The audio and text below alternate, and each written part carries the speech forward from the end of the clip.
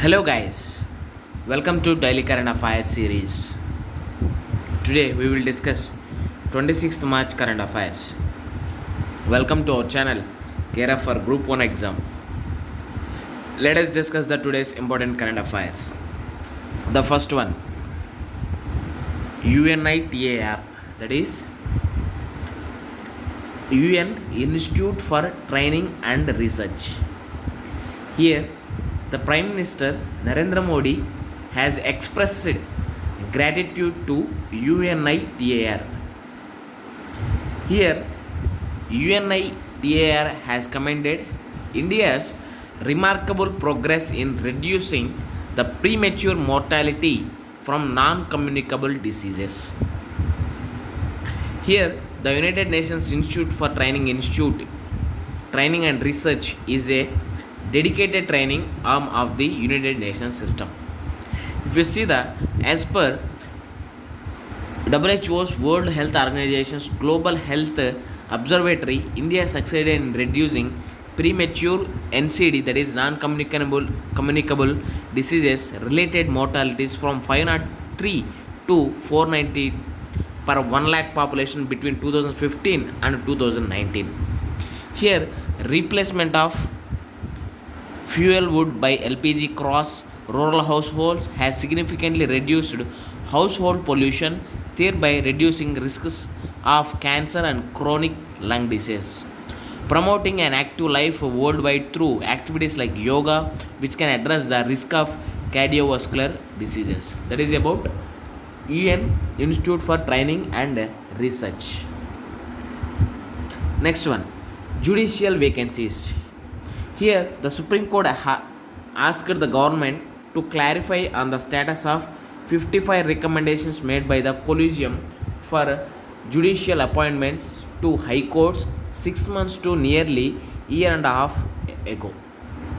Here, if you see the vacancies, that is either in Supreme Court or in High Court, the total sanction strength in 25 high courts is 1080. However, the present working staff or strength is 661 with 419 vacancies as on March 1st. Here, almost more than 40% vacancies are in judicial. Here, as per Article 124 of Section 2, says that President of India shall appoint the judges after consultation with such number of judges of the Supreme Court or High Court as he deems necessary.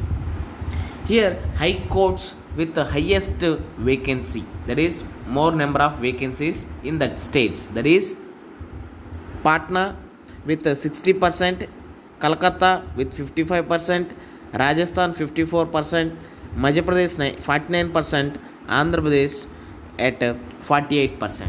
If you see the lowest vacancies or lowest vacancy percentage in that high courts, they are Manipur with 0%, that means 100% occupancy is there. Meghalaya with 0%, and Sikkim also. These three high courts have fullest strength. Here, next one, Kerala with 14.9%, Guwahati at the 16.7%. Here, it is related to justice also.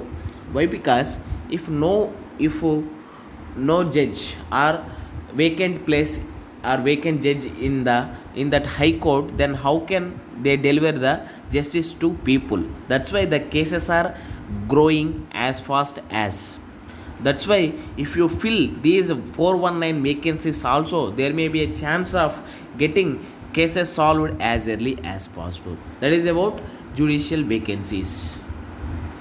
Next one, women in armed forces. Here we have to back to see in 2020 Supreme Court judgment, that is the Supreme Court declared the Short Service Commission women officers are all eligible for permanent commission and command posts in the army irrespective of their years of service.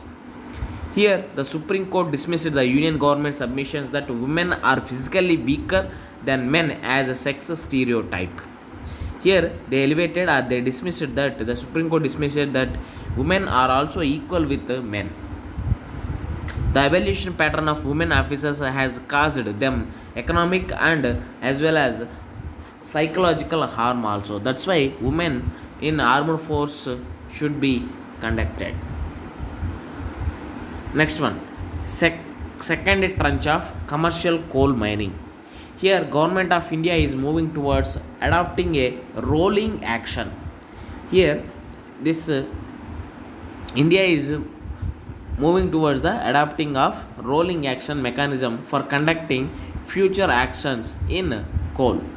Here, coal is the first mineral resource where rolling action mechanism is being implemented, in which a pool of coal blocks will always remain available for auctions. Here, India launched its second tranche of auction for commercial coal mining, offering 67 mines for a sale of coal. That is about second tranche of commercial coal mining. With this, we can conclude our video. Thanks for watching. Like, share, and subscribe to our channel. Gear up for Group 1 exam.